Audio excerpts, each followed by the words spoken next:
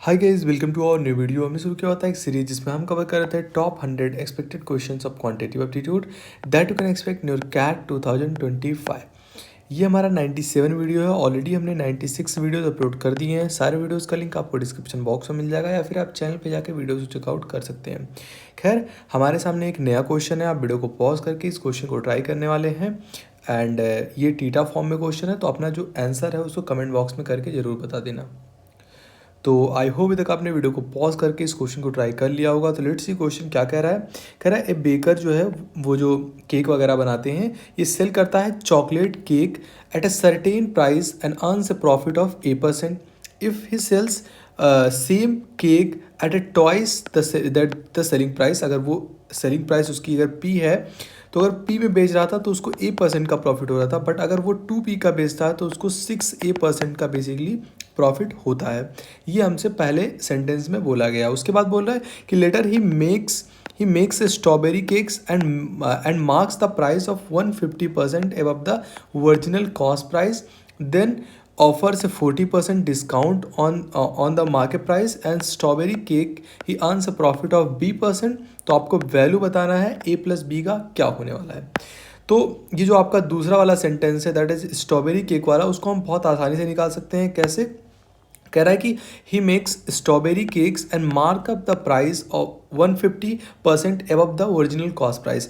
अगर हम let's see assume करते हैं कि जो कॉस्ट प्राइस है वो 100 का है एंड 150% इससे एबव जो है वो बेच रहा है, तो मतलब इसका 150 कितना हो जाएगा, 150 इससे एबव बेच रहा है मतलब 250 आपका सेलिंग प्राइस हो जाएगा, जिस पे सॉरी ये मार्केट प्राइस हो जाएगा जिस पे बेसिकली इसने मार्क लगाया हुआ है। फिर ये फर्दर 40% का डिस्काउंट आपको दे रहा है, मतलब 250 पे अगर आपको 40% का डिस्काउंट मिलता है तो वो डिस्काउंट कितने का होगा, दैट इज़ 2/5। तो यहाँ से आपको 100 रुपीज़ का बेसिकली डिस्काउंट मिल रहा है हमारे हिसाब से। अभी हम जस्ट को रुपीज़ में कर रहे हैं कन्वर्ट। तो यहाँ से आपको 100 का डिस्काउंट मिल रहा है। तो बेसिकली आपको चीज़ पड़ कितने का रहा है, 150 का। परसेंट में आपको बताना है कि A% B%। तो मतलब वो 100 का स्ट्रॉबेरी केक था एंड फाइनली आप उसे बेच रहे हैं 150 में।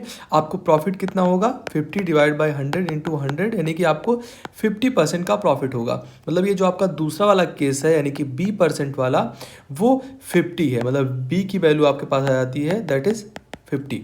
अब आपको A की वैल्यू निकालनी है एंड थोड़ा सा ये ट्रिकी पार्ट था, बट लेट्स सी।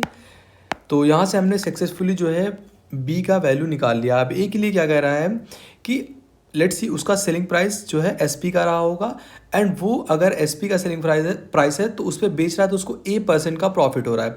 तो हम अज्यूम कर रहे हैं कॉस्ट प्राइस आपका सीपी है, तो एसपी से आप सीपी माइनस करते हैं तो आपको प्रॉफिट मिलता है एंड प्रॉफिट कितने का है, ए का।